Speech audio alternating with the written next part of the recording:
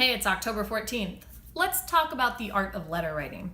So you may remember during beta that I got an awesome Harry Potter stationery kit from one of my tour guests, and as a result I posted on Facebook to see if anybody would want a letter, and the response was overwhelming. Within a couple hours, all of the letters that I had were claimed, so I sent all of those out, and then I decided to do it again. I dug through my Harry Potter trunk and found some old stationery, posted for that number of letters, got an instant response, and now I went to the Hallmark store with Amanda and bought more letters to send out, and I have my eye on a couple of sets of Harry Potter stationery that I'm gonna pick up when we go into the 50% discount so that I can send even more letters.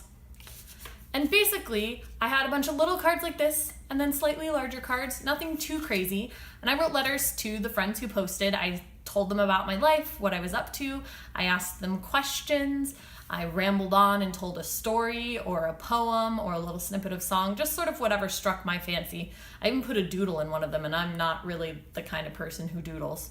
And that was really cool. And it was really neat, especially because a lot of the people who ask me for letters are not people that I'm talking to every day. And so it was neat to send them a life update and also to start thinking about them and reconnecting. And then the best bit happened. I started getting letters back. Look at this envelope. Isn't that cool? I would say one of the big things about letter writing in snail mail versus email is just the physical beauty of things. Like, this is really pretty. The stationery I got was pretty, and it's neat to see the physical object even if I'm not going to hang on to it. So that has been really fun for me, and I'm excited to continue writing letters and to continue connecting with people.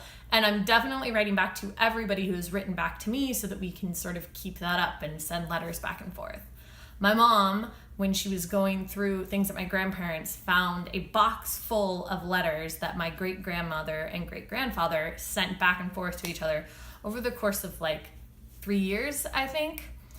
And it's really neat to look at that bit of history and see the things that they talked about and thought about writing back and forth about what was going on in their lives and about how much they missed each other and about things they wish would change. And it's a snapshot of what the world was like then.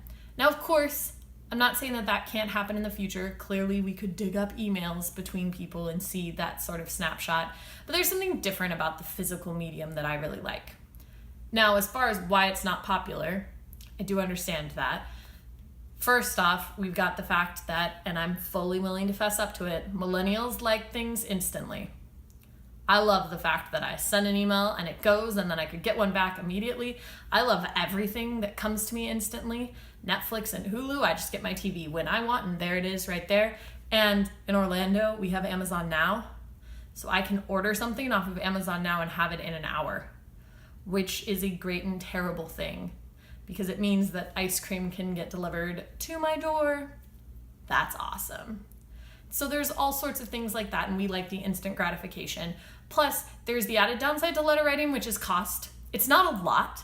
It costs, I think, 49 cents for a stamp now, but 49 cents is more than free. Email is basically free. You can go to a free public library, get on a free computer, sign up for a free Gmail account, and then send emails for free. And I think that that's part of the reason, too, that letters have sort of fallen by the wayside is because you have to pay for them. And people aren't into paying for things when there's a faster, more efficient, and less expensive way of communicating. But I really hope that letter writing doesn't disappear completely. There's something magical, I guess, about a letter. Something about the antiquated way of sending missives back and forth, and something about the time that you have to wait that I think is actually a good thing. It's neat to wait for a letter. That anticipation is really good, and it allows more change in between when you're sending things. So when you email, sometimes things sort of sputter out because I'm sending you everything instantly and you're sending me everything back instantly. And then eventually we just don't have anything to talk about because we've said everything and nothing has happened in the last 2 seconds. So I'll go for weeks without sending an email. With a letter, by the time it reaches you, something has happened that you can write back to me about, and by the time your letter back reaches me, I probably have something exciting that I can write to you about. And so that's really cool. It allows a different sort of balance of communication stream that I think is really neat. And I'm definitely going to continue writing letters. So if you want a letter, you should message me, or you can leave a comment here and I'll reach out to you. Don't feel like you need to post your address publicly. I totally understand that that's not a thing that people want to do. But if you'd like a letter, I would love to send you one. And if you think that letters are cool, let me know. And I'll see you tomorrow.